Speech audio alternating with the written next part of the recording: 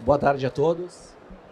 É um grande prazer conduzir essa conversa sobre um dos temas mais empolgantes e transformadores da saúde contemporânea, a aplicação da inteligência artificial no diagnóstico médico.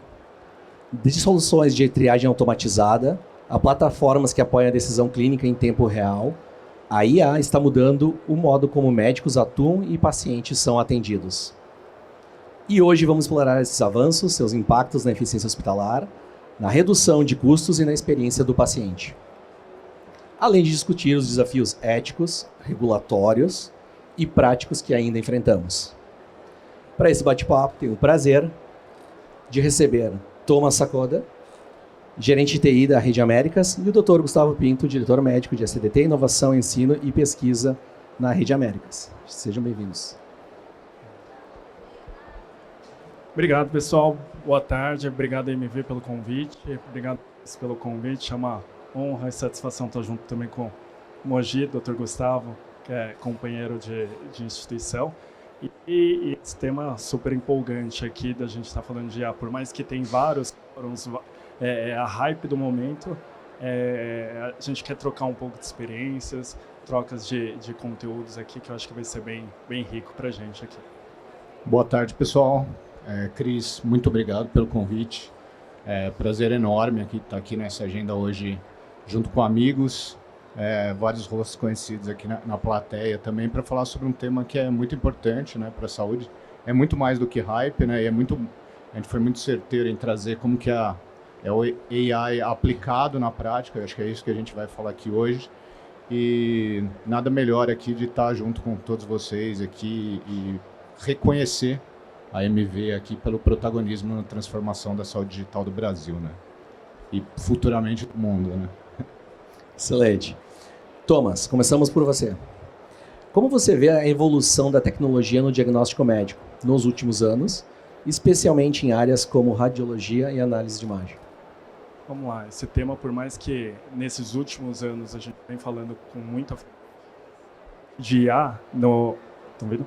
A parte de IA na área de diagnóstico é algo antigo, eu acho que tem mais de 10 anos, mas começou a vir mais forte dentro da instituição na época da pandemia. Então a gente começou a colocar protocolos dentro de tomografia, de tórax e pulmão, e a parte também de raio-x, e para auxiliar mesmo, não substituir, mas auxiliar o médico nas tomadas de decisões, né? E de lá para cá a gente vem, principalmente nesses últimos anos, vendo um boom de várias novas soluções, né? Então o Cris já mencionou a triagem de exames, e a gente com uma solução nesses anos também, com as triagens de ECG, de eletrocardiograma, que já possibilita segmentar, né, esses laudos normais e os anormais, e aqueles anormais o cardiologista já tem uma rápida tomada de decisão para estar startando as comunicações, né? Então a gente vê vários tipos de soluções, não é essa a questão da sumarização de laudos, que a gente vê forte. Batendo um papo com o Flávio, ele me mostrou alguns protocolos também, mais de 70 protocolos para identificação dessa parte de imagens, para ajudar e, de novo, auxiliar o médico nessas tomadas de decisão.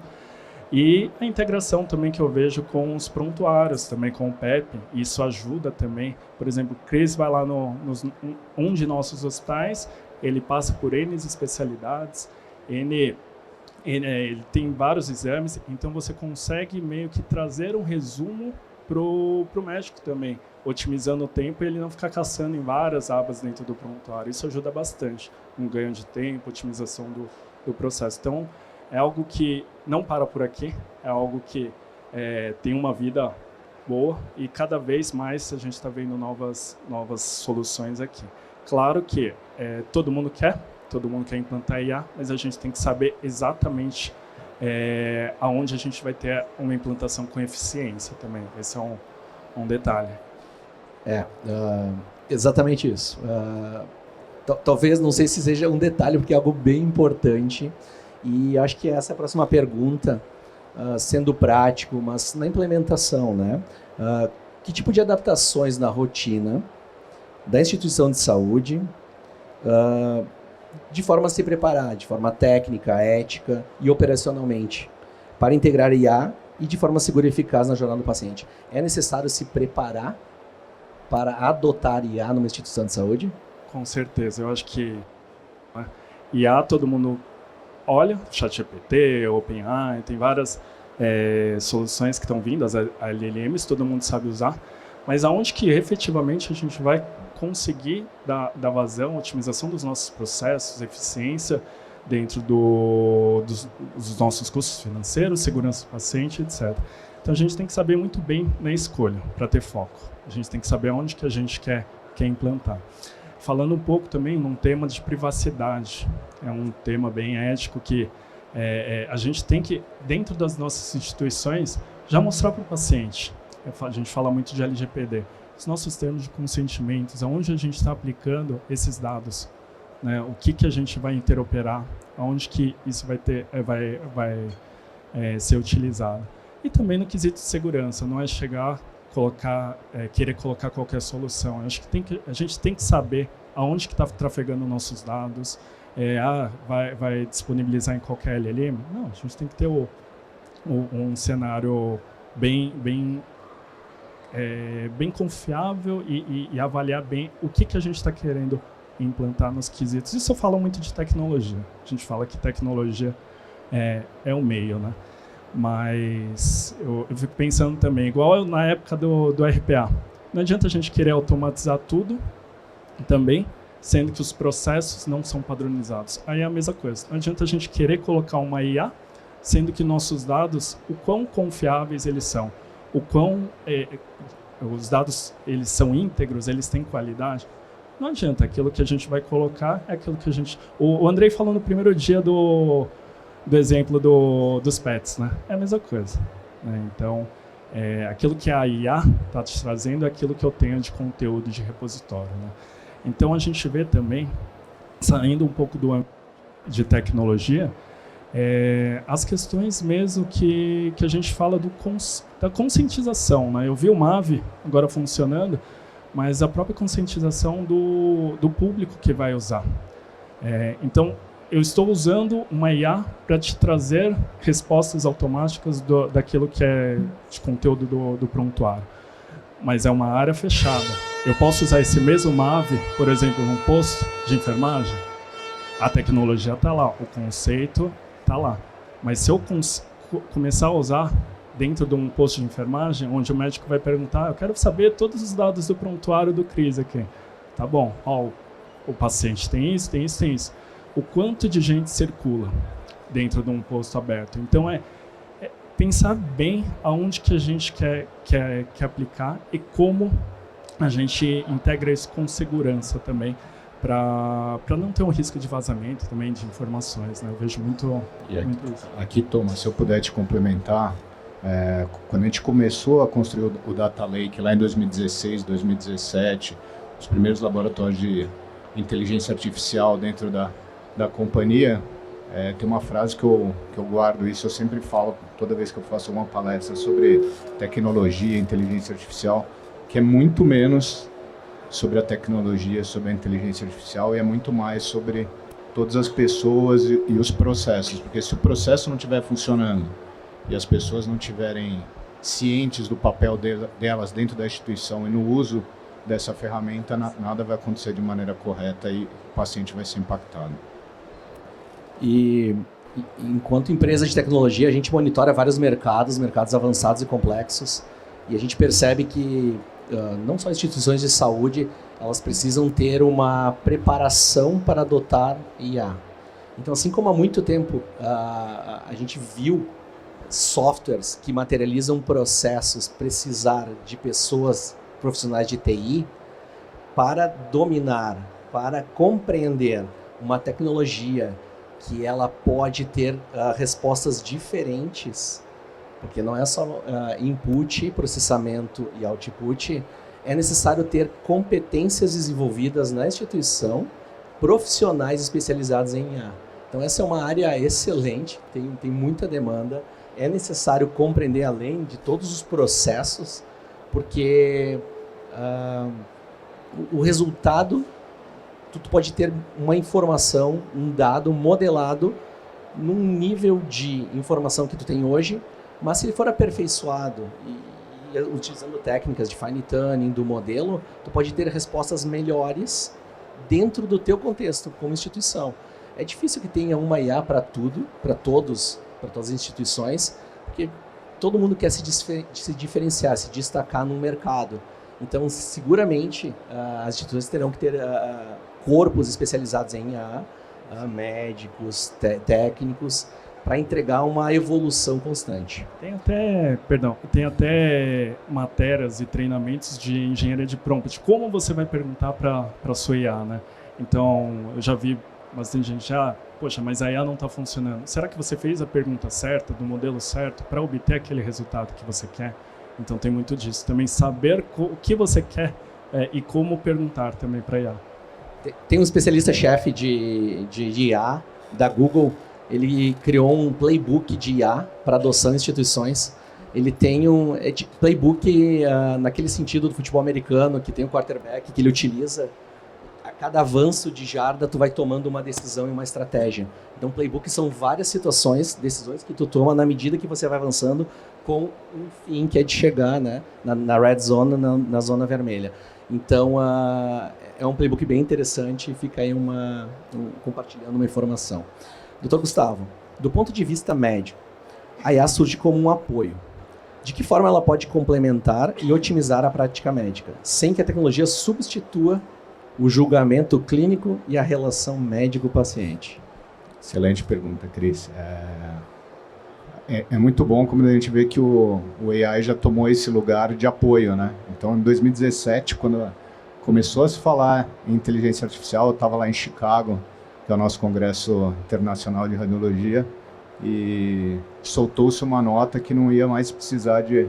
E eu sou radiologista, né, de formação, que não ia mais precisar de radiologista, porque o IA ia substituir o radiologista, né? Então, foi do pânico ao hype que a gente está vivendo agora, e provavelmente daqui a uns 2 anos a gente vai chegar no lugar adequado do IA para dar suporte ao médico, assim. Mas se a gente for falar onde que apoia, né, dentro da saúde, dentro da medicina para o médico, a gente vai ficar a tarde inteira aqui falando de possibilidades. Então eu vou falar um pouco de 3 pontos que eu acho que fundamentais. Eu acho que tem uma eficiência enorme na jornada de trabalho, no workflow, né? A gente sabe que das maiores dores para os médicos assistentes hoje é a sobrecarga de preenchimento de informação em prontuários ou em sistemas de laudo.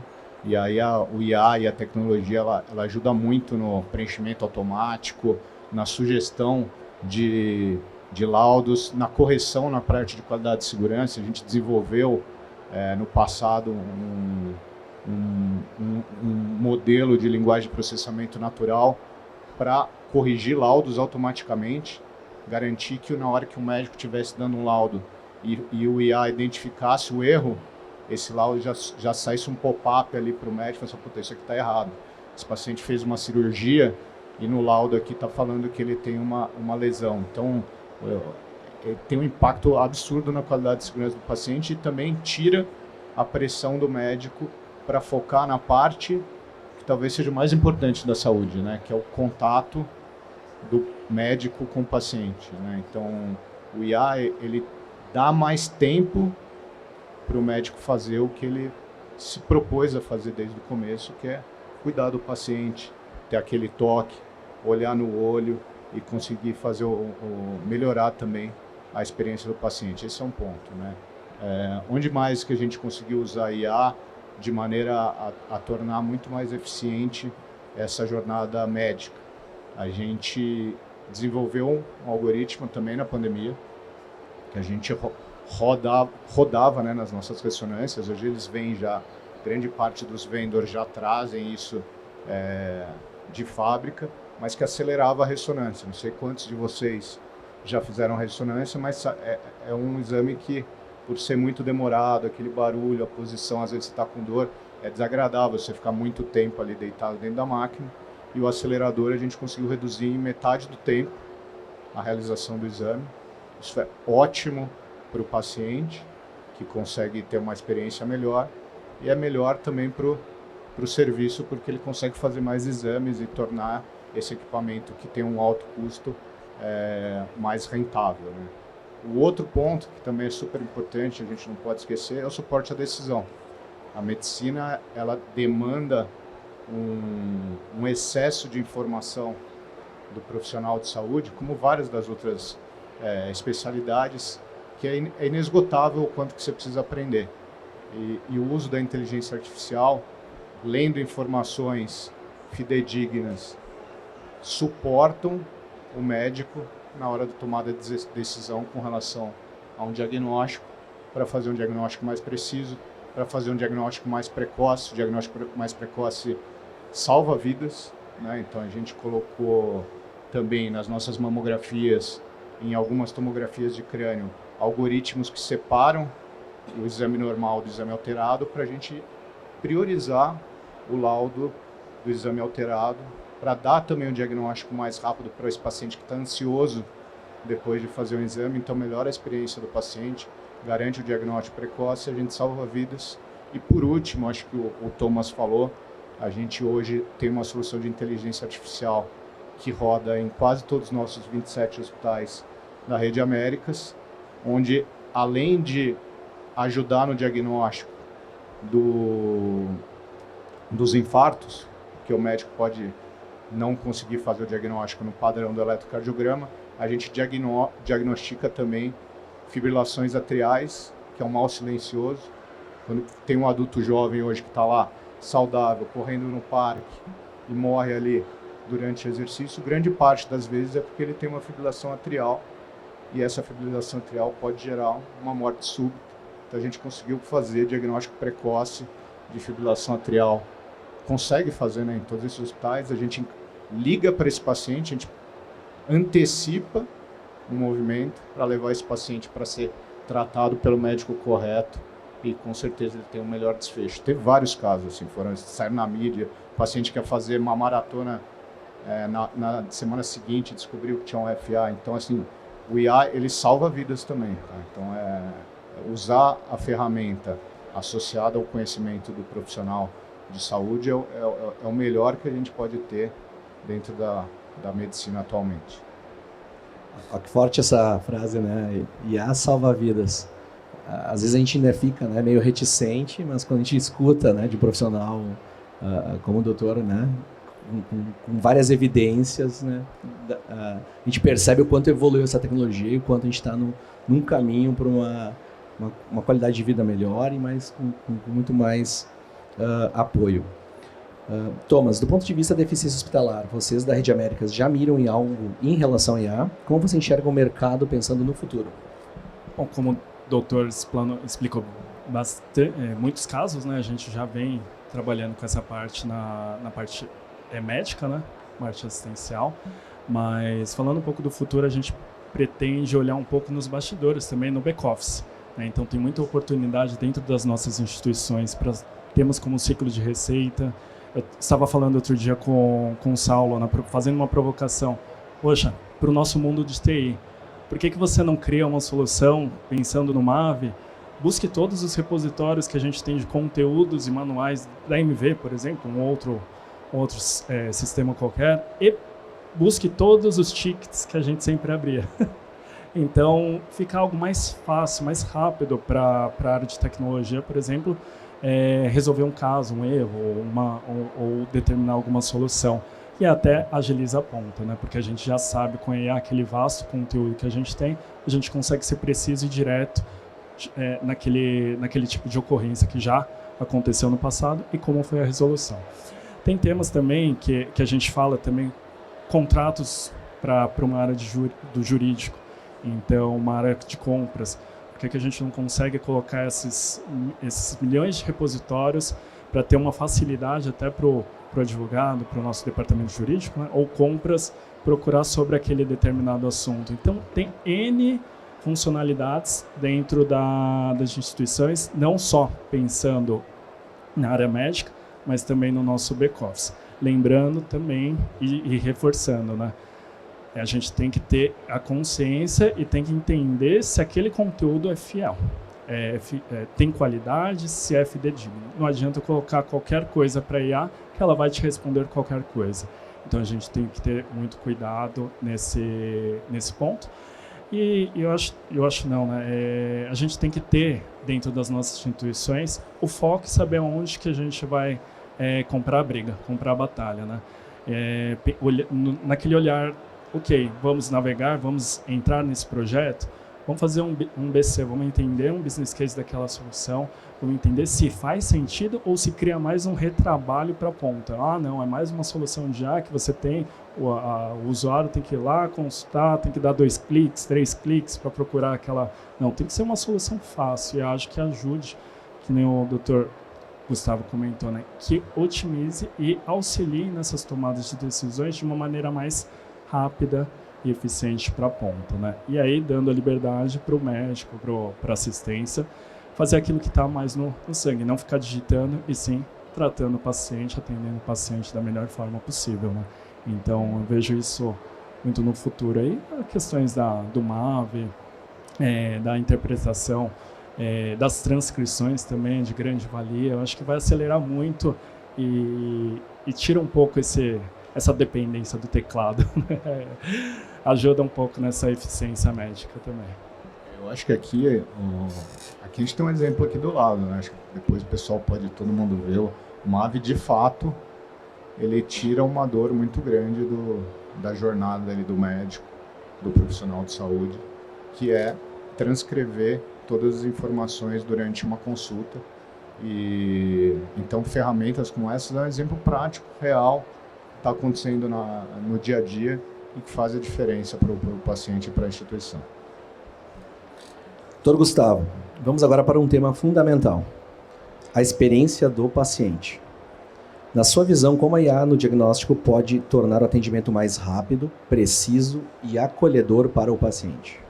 Perfeito, acho que a experiência do paciente ela fica bem nesse binômio, tempo e acolhimento, né? Então a gente discutiu ali por exemplos práticos, como a inteligência artificial pode trabalhar no workflow ali para fazer a jornada ser muito mais rápida. Então, você faz exame mais rápido, você fica menos tempo esperando ali para fazer um exame. Se você está com um caso mais grave e o IA identifica que esse caso está mais grave, esse laudo vai sair mais rápido, então você vai ser surpreendido que o resultado saia mais rápido e a experiência do tempo aqui, ela vai sempre encurtando e vai melhorando a jornada do paciente. Do outro lado, ou a parte do acolhimento, quando a gente tem o médico com mais tempo para tocar no paciente, para, no caso de um radiologista, ligar para o paciente que está com um caso grave, discutir, recomendar que esse paciente vá para o pronto-socorro porque ele precisa ir para o pronto-socorro, discutir o caso com o médico que solicitou o exame para garantir um melhor desfecho para esse paciente. Então, você dá tempo para o profissional de saúde fazer algo a mais do que a tarefa repetitiva, do que simplesmente estar fazendo o laudo ali e estar produzindo no dia a dia. Então, acho que tem um binômio tempo, um binômio acolhimento e tem uma coisa que é super importante, que é superar a expectativa, né? Quando você vai num serviço com uma expectativa e sua expectativa ela é superada, isso explode o seu nível de experiência. Então a inteligência artificial ela pode gerar isso. E como que ela gera isso? A gente vou dar um exemplo real também, a gente nessa jornada aí de melhorar os erros nos laudos, a gente desenvolveu os algoritmos que rodam dentro dos laudos de tomografia e ressonância e também dentro do data lake dos exames realizados. A gente faz milhões de exames por ano para fazer diagnóstico precoce em alguns pacientes. E quando esse diagnóstico é mais grave, a gente tem um time de enfermeiras especializadas que entram em contato com esse paciente para falar: sabia que você está com risco de ter um possível câncer, você não quer ir fazer um próximo exame? Quando a gente não fala com o paciente, a gente fala direto com o médico dele, já sugere. Então a gente supera a expectativa do que simplesmente você receber um resultado de exame ali e você ser contatado e com cuidado ali personalizado, tá? Então é um pouco sobre isso, é tempo, acolhimento e superar as expectativas. Inicialmente essa pergunta era para o Thomas, mas acho que para o doutor também acho que é interessante escutar de uma outra perspectiva. Na tua visão, como as parcerias com startups, universidades ou empresas de tecnologia podem acelerar a introdução da IA no diagnóstico médico dentro das instituições? Ajudam muito de fato, né? Eu acho que fico pensando naquele cenário do hackathon da IA. Eu acho que possibilita a gente abrir um pouco a mente, as ideias, compartilhamento de conteúdos de algo novo que está vindo no mercado e sugestões que estão vindo na prática, mas também ter players para aceleração também. E não querer construir algo padrão que funcione em todas as instituições. Talvez essas empresas, essas startups consigam vir dentro do nosso cenário de hospitais e a gente acha que todo hospital tem o mesmo padrão, não. Então talvez tenha algum processo que a gente consiga ter uma personificação dentro daquele ambiente, a gente consiga ser mais efetivo e acelerar, não só no âmbito de processo, também ter aquele cuidado de olhar realmente qual o problema, mas também ter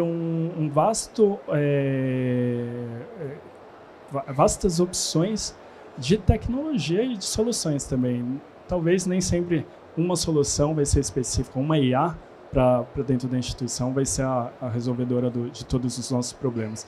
Por que não entender o que tem no mercado, entender como a gente consegue caminhar com cada IA no seu propósito? Tem uma IA específica para prontuário, mas tem outras específicas para o nosso bastidor do ciclo de receita, para ver uma glosa. Então, acho que isso vai acelerar muito e a gente conseguir tocar várias frentes para acelerar nossas implantações. Né? Muito bom, Thomas. Eu acho que o consenso que todo mundo já descobriu aqui com transformação digital, com inteligência artificial, é que ninguém consegue fazer nada sozinho, né?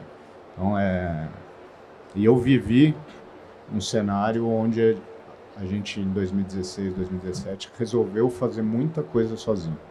E o aprendizado foi bom, porque acelerou principalmente a transformação cultural, digital dentro da companhia, mas foi ruim porque perdeu algumas oportunidades de aceleração que poderiam ser feitas com parceiros, né? Então, acho que aqui o que resume grandes empresas junto com pequenas empresas focadas naquele assunto, o potencial de entrega de resultado para a instituição, para a saúde e principalmente para o paciente é enorme.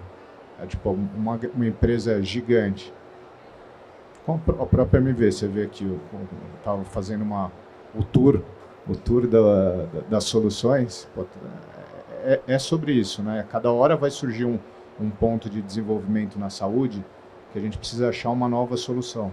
Se ficar desenvolvendo dentro de casa tudo isso, a velocidade que você vai chegar no fim aqui é muito menor. Então, trazer, e aí você fomenta também, né? Você fomenta a transformação cultural digital do país e vai fazendo os pequenos crescerem e se tornando grandes dentro de instituições parceiras. Então, eu acredito muito na parceria, o grande com o pequeno se potencializando e ajudando na transformação do país como um todo.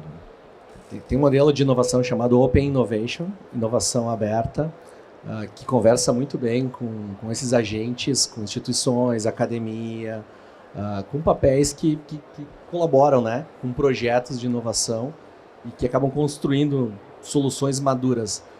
Acho que todos nós, a gente tem alguma experiência com soluções que não são maduras, são instáveis, e a maioria de nós somos compradores, temos uma percepção um pouco diferente de tecnologia hoje do que fomos há 10 anos, 15 anos atrás.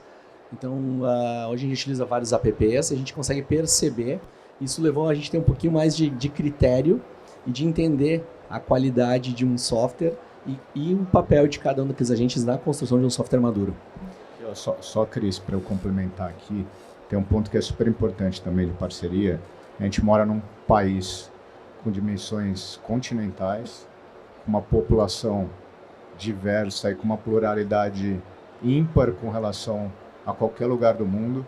E para fazer pesquisa pesquisa clínica mesmo, assim, que é onde a gente pega essa base de dados populacional para testar novas drogas, para testar novas tecnologias, para testar novas soluções. Via de regra, o produto que é desenvolvido no hemisfério norte, numa população mais anglo-saxã, ele não é adaptável à nossa realidade. Então, na parceria, na interoperabilidade de dados, na testagem desses produtos dentro da nossa população, isso é transformacional. Então, isso é transformacional. Então, a gente tem no Brasil um ativo muito pouco explorado para pesquisa. Para vocês terem ideia, o Brasil acho que é o quinto mercado de indústria farmacêutica do mundo, só que é o 20º, mais ou menos, tá, pessoal, de investimento da indústria farmacêutica. Então, a gente consome, mas a gente não tem aporte de investimento financeiro, então, e a inteligência artificial pode ajudar muito isso, né, porque é impossível também para os seres humanos conseguirem pegar todas as informações dos prontuários, ler todas as informações dos exames, mas com a inteligência artificial a gente faz em segundos isso, né? Então, tem uma oportunidade muito grande também de interoperabilidade e de parceria para a pesquisa clínica dentro do nosso país. Nesse sentido, tem IAs, por exemplo, que produzem imagens médicas sintéticas para você ter um modelo e ter uma base maior e treinar o modelo.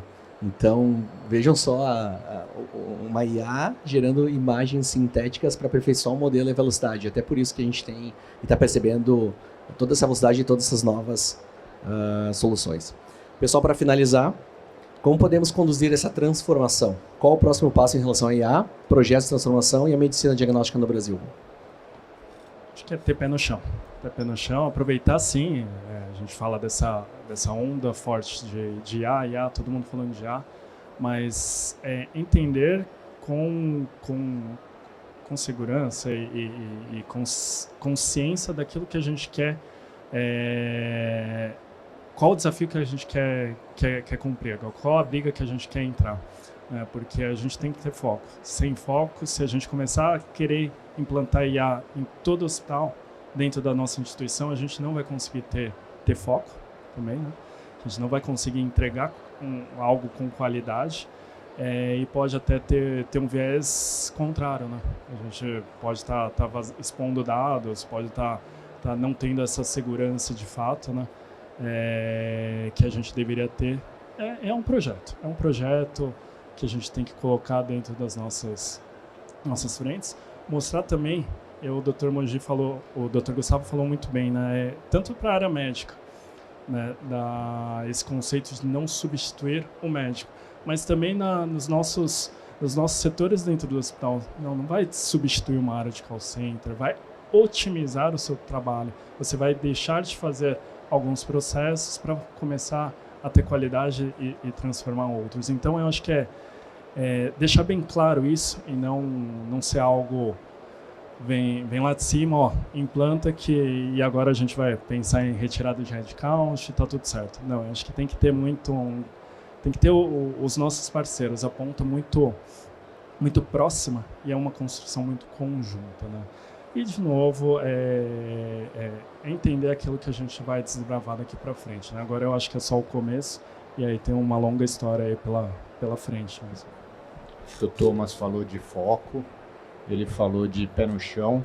Eu queria só acrescentar mais 3 pontos. Eu acho que a gente precisa dar acesso, né? Então, hoje, as soluções, a tecnologia não é acessível para todo mundo, então, conforme isso for desenvolvendo e isso se tornando mais acessível, isso vai ser melhor para a população em geral.